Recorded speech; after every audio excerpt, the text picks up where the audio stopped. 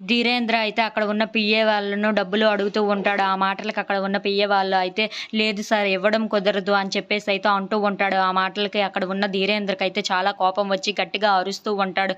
ఇంతలో అక్కడికి రక్షిత అయితే వచ్చి ఏమైంది బాబు అని చెప్పేసి అయితే అడుగుతూ ఉంటుంది. ఆ మాటలకి అక్కడ ఉన్న ధీరేంద్ర అయితే వీళ్ళని డబ్బులు అడుగుతున్నా ఇవ్వటం లేదు అని చెప్పేసి అంటూ ఉంటాడు.